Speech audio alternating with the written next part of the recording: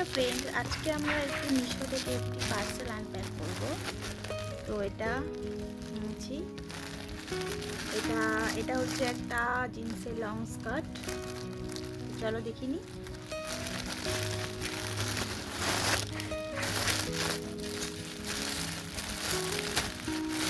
তো এটা হচ্ছে 32 সাইজের।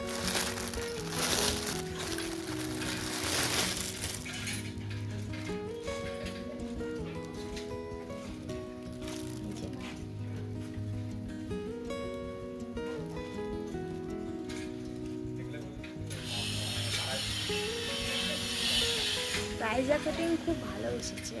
তো এটা নিয়েছে 238।